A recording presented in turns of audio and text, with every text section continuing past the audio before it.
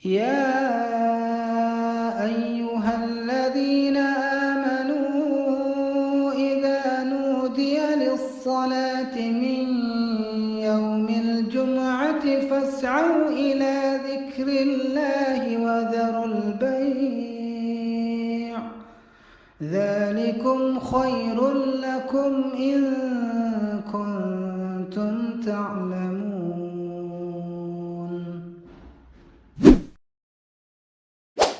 Assalamualaikum warahmatullahi wabarakatuh. Innal hamdalillah nahmaduhu wa nasta'inuhu wa nastaghfiruh wa na'udzu billahi min shururi anfusina wa min sayyiati a'malina.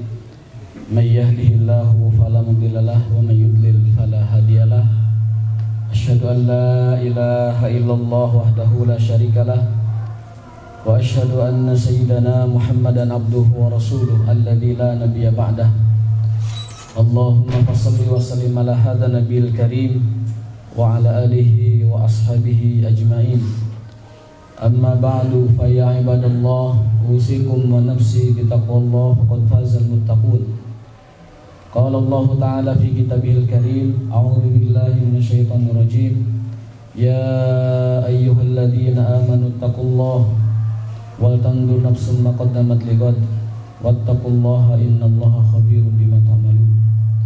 Wa qala nabiyuna alaihi salatu wassalam ittaqillaha haitsu ma kunta wa atbi sayyi'atal hasanata tamhuha wa khaliqin nas bi khuluqin hasan. Shadaqallahul azim wa shadaqa rasulul karim. Hadirin jamaah salat Jumat ma'asyiral muslimin rahimakumullah. Marilah sama-sama kita bersyukur kepada Allah Subhanahu wa taala atas segala karunia nikmat yang diberikannya kepada kita, baik nikmat yang zahir maupun nikmat yang batin. Terkadang kita mensyukuri nikmat-nikmat yang zahir, yang nampak, yang terlihat, tetapi abai dengan nikmat Allah yang batin, yang tidak nampak. Padahal bisa jadi nikmat Allah yang batin jauh lebih besar daripada nikmat Allah yang nampak. Di antara nikmat terbesar yang sifatnya batiniah itu adalah nikmat hidayah, nikmat iman, nikmat Islam. Karena Rasulullah SAW bersabda, innallaha yu'ti dunya liman yuhibbu wa man la yuhibbu wa la yu'til iman illa liman yuhibbu. Sesungguhnya Allah memberikan dunia kepada siapapun manusianya, baik yang dicintainya maupun yang tidak dicintainya. Tetapi Allah hanya memberikan iman kepada orang yang dicintainya saja. Alhamdulillah, kita bersyukur kepada Allah atas nikmat yang besar tersebut. Yang kedua, jamaah sekalian, marilah kita sama-sama meningkatkan kualitas ketakwaan kita kepada Allah Subhanahu wa taala. Baik takwa yang rupanya adalah menjalankan perintah maupun takwa yang bentuknya adalah dengan meninggalkan larangan Allah Subhanahu wa taala. Kita diciptakan ke dunia tujuannya hanya satu, yaitu untuk mengabdi dan beribadah kepada Allah. Agar tugas pengabdian itu dapat terlaksana, maka Allah memberikan fasilitasnya berupa rizki, berupa materi, berupa bekal dan modal-modal kehidupan lainnya, supaya kita bisa menunaikan tugas utama itu. Tetapi banyak manusia yang lupa dengan tujuan utama dan disibukkan dengan fasilitas-fasilitas. Banyak orang yang menjadikan fasilitas sebagai tujuan utama dan menjadikan tujuan utama sebagai tujuan sampingan. Tentu ini adalah tidak yang diharapkan oleh Allah Subhanahu wa taala.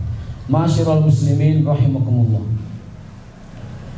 Ketika seseorang ingin menempuh jalan menuju penghambaan kepada Allah Subhanahu wa taala, menjadi seorang abid, menjadi seorang yang melaksanakan tugas ibadah yang merupakan tugas pokok dan utama manusia di dunia, ada banyak rintangan yang menghalangi, ada banyak hambatan yang kadang mempersulit kita untuk merealisasikan apa yang kita inginkan dari ibadah tersebut. Imam Al-Ghazali dalam kitab Minhajul Abidin meringkas bahwa ada 4 rintangan, ada 4 hambatan ketika seseorang ingin menempuh jalur menuju Allah Subhanahu wa taala, menjadi seorang abid sebagaimana yang diinginkannya. A'udzubillahi minasyaitonir rajim. Wa ma khalaqtul jinna wal insa illa liya'budun. sungguh aku tidak menciptakan jin dan manusia kecuali hanya untuk menyembahku, hanya untuk beribadah kepadaku, dan tidak dengan tujuan-tujuan lain. Rintangan pertama yaitu kesibukan dunia, berupa pekerjaan, jabatan, ataupun kesibukan-kesibukan lainnya. Aktivitas itu semua menyibukkan kita dari ibadah. Ada juga orang yang disibukkan dengan perkara-perkara yang tidak bermanfaat, itu juga menyibukkan ibadah. Kalau urusan atau pekerjaan yang bermanfaat saja kita tidak boleh dilalaikan olehnya dari ibadah, apalagi kalau perkara itu tidak bermanfaat. Dalam Al-Quran surat Al-Munafikun, Allah menyindir orang-orang beriman yang masih disibukkan dengan aktivitas-aktivitas keduniaan dan melalaikannya dari ibadah. Itu artinya kita boleh sibuk, kita boleh banyak kegiatan, tetapi kesibukan dan kegiatan itu tidak boleh melalaikan kita dari Allah Subhanahu wa taala. Ya ayyuhalladzina amanu la tulhikum amwalukum wala auladukum an zikrillah. Wahai orang-orang yang beriman, jangan sampai hartamu dan keluargamu menyibukkanmu, melalaikanmu dari ibadah kepada Allah Subhanahu wa taala. Kalau saja anak dan harta benda yang paling penting dalam hidup kita tidak boleh melalaikan kita dari ibadah, apalagi kalau itu hanya sekedar pekerjaan, apalagi itu hanya sekedar usaha ataupun yang lain-lainnya. Jangan sampai hal yang sifatnya duniawi dan fana itu melalaikan kita dari sesuatu yang abadi, sesuatu yang akan kita jadikan bekal menuju Allah Subhanahu wa taala, yaitu ibadah atau ketakwaan kepada Allah Subhanahu wa taala. Rintangan kedua yaitu manusia. Banyak orang yang terintang ibadah mereka karena faktor manusia. Di antara manusia ada yang memujinya, ada yang mencelaknya, ada yang menghinanya, bahkan mungkin ada yang menjerumuskannya. Manusia banyak sekali jenis dan bentuknya. Kadang ucapan-ucapan manusia itu membuat kita terpengaruh dan akhirnya tidak fokus dalam beribadah. Ketika kita sedikit rajin, dikatain oleh orang-orang so'alim. Ketika kita tidak rajin, dikatain juga dengan perkataan yang buruk dan lain sebagainya, sehingga itu sangat menyibukkan hidup kita. Dulu di masa Rasulullah SAW ada fenomena di mana orang-orang munafik senantiasa ngatain atau berkomentar terhadap perbuatan orang-orang beriman, para sahabat Nabi SAW. Diabadikan dalam Al-Quran Al-Karim.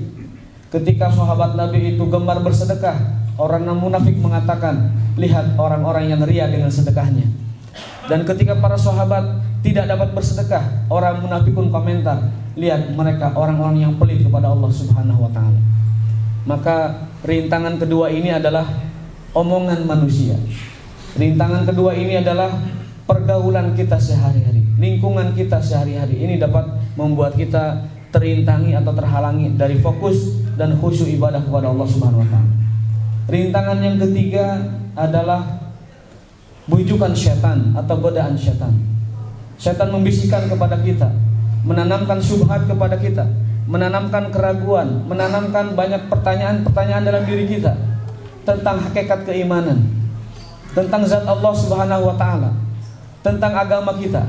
Maka bisikan setan yang berupa syubhat ini kadang-kadang bisa kita cegah dengan ilmu, atau kadang-kadang kita malah tergelincir karena tidak punya ilmunya.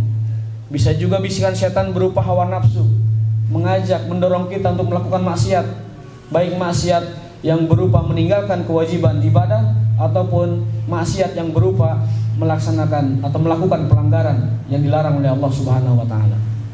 Dan rintangan keempat dalam jalan kita menuju Allah, jalan kita dalam ibadah kepada Allah, rintangan ibadah yang keempat, dan ini yang paling besar, yaitu adalah hawa nafsu. Kenapa rintangan ini paling besar? Karena hawa nafsu itu ada di dalam diri kita. Dan juga hawa nafsu itu adalah sesuatu yang paling kita cintai, paling kita sukai. Betapa banyak kehancuran terbesar di zaman dahulu itu terjadi karena hawa nafsu yang diperturutkan. Iblis dulunya adalah ahli ibadah. Di dalam sebuah riwayat disebutkan iblis itu beribadah kepada Allah 80.000 tahun. Iblis itu dulunya adalah seorang hamba yang soleh, seorang makhluk yang terus-terusan beribadah kepada Allah. Bahkan disebutkan sampai 80.000 tahun menyembah Allah dan soleh beribadah kepada Allah. Tetapi ketika Allah menciptakan seorang manusia bernama Adam, makhluk baru diciptakan dari tanah, muncullah hawa nafsu iblis berupa kesombongan. Hawa nafsu iblis berupa iri dengki. Ketika disuruh sujud kepada Adam, iblis mengatakan, ana khairu minhu, aku lebih baik dari Adam. Kenapa kau suruh aku sujud, padahal aku dari api dan Adam dari tanah? Maka iblis pun melanggar perintah Allah. Dan kita tahu melanggar perintah dosanya jauh lebih besar daripada melanggar larangan. Menolak perintah jauh lebih besar daripada melanggar larangan. Ketika iblis tidak mematuhi perintah Allah, iblis dilaknat, dikutuk, diusir, dan juga dikekalkan di neraka jahanam selama-lamanya. Sebaliknya ketika Adam melanggar sebuah larangan, mendekati pohon, dan Adam melanggarnya, hukuman Adam lebih ringan, hanya dipindahkan ke dunia, serta kemudian ditegur oleh Allah, kemudian untuk menjadi baik diterima taubatnya oleh Allah Subhanahu wa Ta'ala. Maka jamaah sekalian, jangan sekali-kali menolak perintah Allah Ta'ala, karena dosa meninggalkan sholat lebih besar daripada dosa berzina. Dosa meninggalkan sholat lebih besar daripada dosa minum keras. Dosa meninggalkan sholat jauh lebih besar daripada dosa makan riba. Dan dosa tidak sholat jauh lebih besar dari segala dosa jika dikumpulkan seluruhnya. Karena kaidahnya adalah menolak perintah jauh lebih besar dosanya daripada melanggar larangan. Berikutnya contoh dari kehidupan masa lalu yang membuat hancur hawa nafsu, yaitu kisah Qabil dan Habil. Kedua anak Adam dikisahkan dalam Al-Quran Al-Karim bahwasanya keduanya itu saling iri.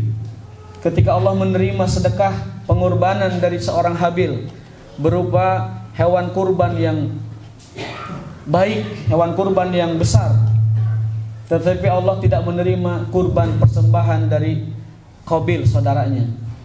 Dan Allah mengatakan, innama yataqabbalu minal muttaqin, Allah hanya menerima pengorbanan dari jiwa yang takwa. Maka Qabil pun tidak terima, adiknya diterima ibadahnya, dia tidak diterima. Fatawa'at lahu nafsuhu qatla akhihi. Kemudian Qabil akhirnya hawa nafsunya membawanya kepada keburukan, yaitu membunuh saudaranya sendiri. Dan pembunuhan itu adalah pembunuhan pertama dalam sejarah manusia. Qabil menanggung dosa pembunuhan dari orang pertama yang dibunuh sampai nanti akhir zaman. Betapa banyak dosa yang dia tanggung karena mencontohkan sebuah tindakan yang jahat kepada saudaranya itu. Dan masih banyak lagi. Cerita Fir'aun itu cerita tentang hawa nafsu berupa kesombongan. Cerita Abu Jahal juga sama, cerita tentang kesombongan dan lain-lain sebagainya. Maka dari itu godaan hawa nafsu adalah rintangan terbesar saat orang ingin menuju Allah dengan ibadah-ibadahnya. Aqulu qouli hadza wa astaghfirullah li wa lakum wa lisairil muslimin fastaghfiruhu innahu huwal ghafurur rahim.